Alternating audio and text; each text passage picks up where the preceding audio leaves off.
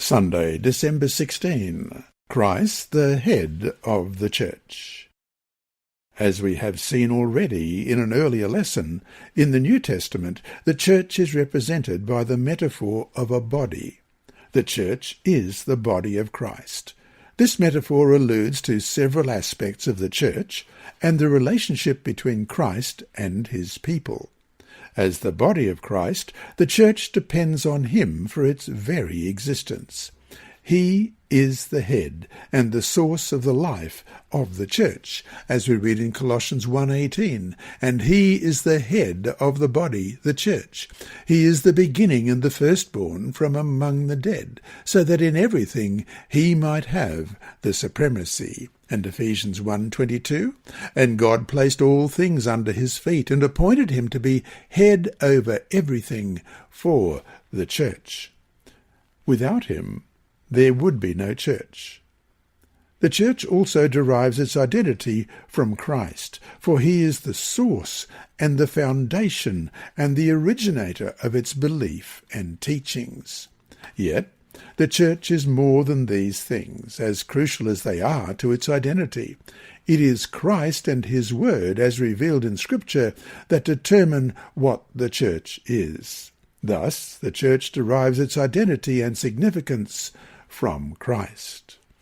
In Ephesians chapter 5, verses 23 to 27, Paul uses the relationship between Christ and his church to illustrate the kind of relationship there should be between husband and wife. What are the key ideas of this relationship between Christ and his church? Ephesians chapter 5, beginning at verse 23, "For the husband is the head of the wife, as Christ is the head of the church, his body, of which he is the Saviour. Now, as the church submits to Christ, so also wives should submit to their husbands in everything.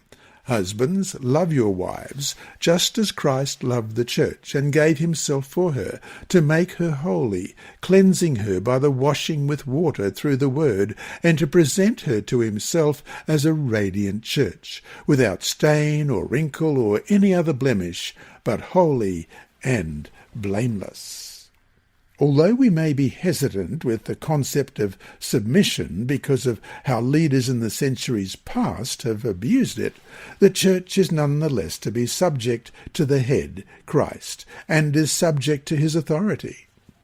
Our acknowledgement of Christ as the head of the Church helps us remember to whom our ultimate allegiance must belong, and that is the Lord himself, and to no one else. The Church is to be organized, but that organization always must be subordinate to the authority of Jesus, the true leader of our Church. In The Desire of Ages, page 414, we read, "The Church is built upon Christ as its foundation. It is to obey Christ as its head. It is not to depend upon man or be controlled by man. Many claim that a position of trust in the Church gives them authority to dictate what other men shall believe and what they shall do. This claim God does not sanction. The Saviour declares, 'All ye are brethren. All are exposed to temptation and are liable to error. Upon no finite being can we depend for guidance.' The rock of faith is the living presence of Christ in the Church. Upon this the weakest may depend, and those who think themselves the strongest will prove to be the weakest, unless they make Christ their efficiency." And so to finish the day, how can we learn to depend upon Christ and not upon any finite being, as it is so easy to do?